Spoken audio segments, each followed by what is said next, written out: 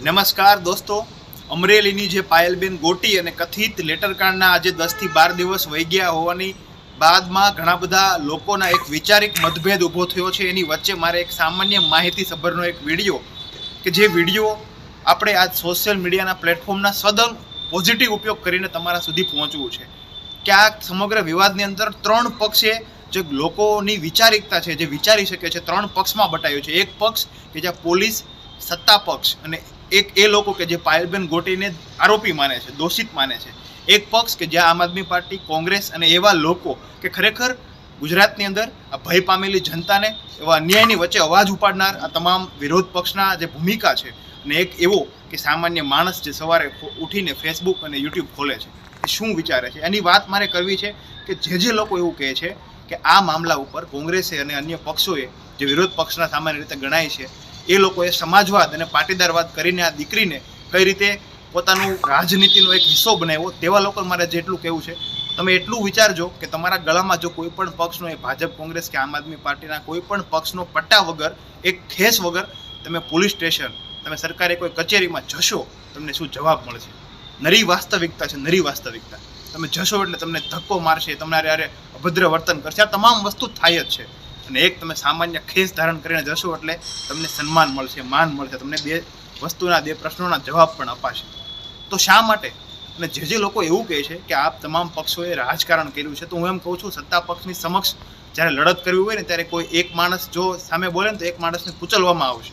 આ વર્ષોથી ચાલુ આવે છે કે સત્તા પક્ષની સમક્ષ તમારે જ્યારે તમારી વાતને રજૂ કરવી હોય, અન્યાયને સહન કરતાની સામે બોલવું હોય, તો હંમેશા કોઈ રાજકીય પાર્ટી, સામાજિક સંસ્થા, જે સમાજના લોકો અને ઘણા બધા જે હાલના સોશિયલ, જે વર્ચ્યુઅલી લોકો જોડાયેલા, તમામનો ઉપયોગ તો લેવો જ પડે. એટલે આ કોંગ્રેસ અને આમ આદમી પાર્ટી દ્વારા કોઈ પણ પ્રકારનું રાજકારણ નથી.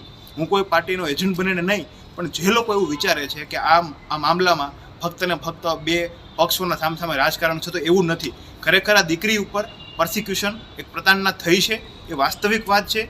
અને હું એમ કહું છું કે સુપ્રીમ કોર્ટની ગાઈડલાઇન બ્રીચ થયો હોવાનું પણ સામાન્ય રીતે છે. અને જે કેસ ધરપકડનો જે પોલીસ બતાવે છે 3 ને 45 એ વળતા દિવસનો છે. એક રાતથી વળતા દિવસ સુધીની 18 કલાક જે ગોંધી રાખી છે, આ બાબતનું વર્ણન ક્યાંય નથી. તો એ 100% સાચી વાત છે કે સુપ્રીમ કોર્ટની ગાઈડલાઇન તો બ્રેક થઈ જ છે. આ મામલે હર્ષ સંઘવી, મુખ્યમંત્રી ભૂપેન્દ્ર પટેલ, તમામ લોકોને ખબર છે. પણ શું કહેવાય ને કે મર્યાદા હોય કે પક્ષની મર્યાદા, પણ આ મર્યાદામાં રહેવામાં પક્ષની ડેમેજ તો થાય જ છે. કારણ કે એક પક્ષની એક શું વિચારધારા હોય, શું પ્રાથમિકતા હોય, આપણને સૌને ખબર છે કે આ પક્ષને લોકોએ કઈ રીતે આગળ ઝંપાયો હતો, આગળ મોકલ્યો હતો. સ્ત્રી સશક્તિકરણના નામ ઉપર, સુશાસનના નામ ઉપર આપણે તેમને ખોબલે ખોબલે મત આપ્યા હતા. એવાની વચ્ચે જો આવી સામાન્ય દીકરી પાયલબેન ગોટી અને એવી હજારો દીકરીઓ કે આજે પણ એને ન્યાય માટે વલખા મારે છે, જો આ તમામને ન્યાય નહીં મળે તો આ પાર્ટીને ડેમેજ તો થવાનું જ છે. કદાચ અત્યારે નહીં થાય, પણ જ્યારે સમય આવશે ત્યારે સંપૂર્ણ ડેમેજ થાય, ત્યારે તમારો ઇતિહાસમાં તમારું ખરેખર છાપ ખરાબ થશે. માટે આજે મારે એટલું કહેવું છે, ઘણા બધા લોકો આ મામલાને એક ધ્રુવીકૃત કરવા માગે છે, પરંતુ ધ્રુવીકૃત કરવાની જરૂર શું છે? બધું સામે છે કે એક સામાન્ય નોકરી કરતી એક દીકરી ઉપર એક પ્રટાંડના થઈ છે.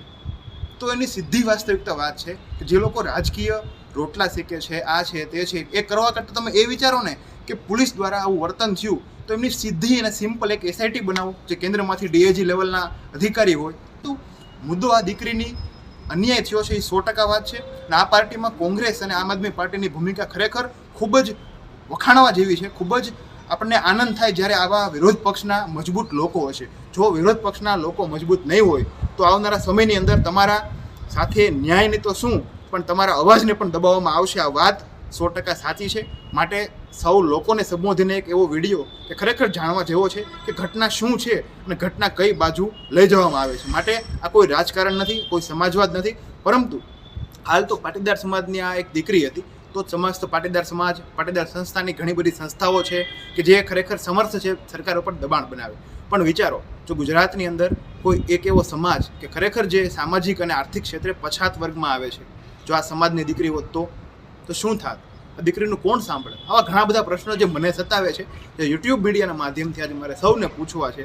આ યુટ્યુબ મીડિયા એક એવું પ્લેટફોર્મ છે જ્યાં તમે ખુલીને બોલી શકો છો. કદાચ તમારી વાત ટીવી મીડિયા છાપામાં ન આવે, પણ આ સોશિયલ મીડિયા એવું પ્લેટફોર્મ છે જેના માધ્યમથી તમે તમારો અવાજ બુલંદ કરી શકો છો. ખરેખર અન્યાય સમક્ષ બોલવું જ જોઈએ. અને સરદાર વલ્લભભાઈ પટેલનું પણ એક એવું સ્ટેન્ડ છે કે હંમેશા કાળજુ સિંહની વાત રાખો અને સત્ય સાથે હંમેશા ચોંટીને રહો, ઝઝૂમીને રહો અને હંમેશા સત્યની સાથે ઝુંબેશ કરો.